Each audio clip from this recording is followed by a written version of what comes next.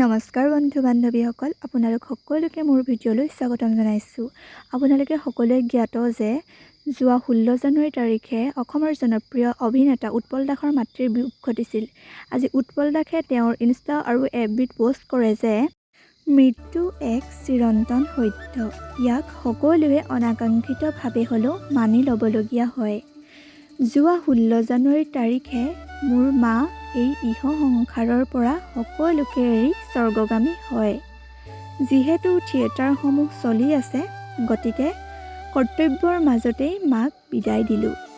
এই কঠিন সময়খিনিত মোক অহৰহ সাহস দি অহা, বিভিন্ন ঠাইৰ পৰা সমবেদনা আগবঢ়োৱা, ফোন কল, মেছেজ আদি বিভিন্ন মাধ্যমেৰে হ'লেও এষাৰ মাত লগোৱা শুভাকাংক্ষী, নাটকৰ পৰিয়ালবৰ্গ, মোৰ সতীৰ্থ বন্ধুবৰ্গ, আত্মীয় কুটুম, থিয়েটাৰ আহ্বায়ক সমিতি সমূহৰ লগতে সেই প্ৰতিগৰাকী শ্ৰদ্ধাস্পদ ব্যক্তিলৈ আমাৰ পৰিয়ালৰ তৰফৰ পৰা আন্তৰিক কৃতজ্ঞতা জ্ঞাপন কৰিছোঁ।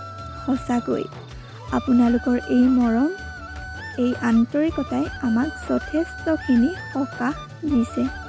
আপোনালোকে আটাইয়ে ভালে থাকক, তাকেই ভগৱানৰ ওচৰত প্ৰাৰ্থনা জনাইছোঁ।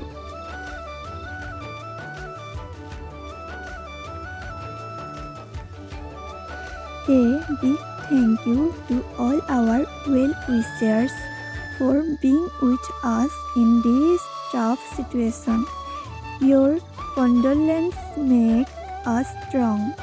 We are really grateful to have such a wonderful family in this world.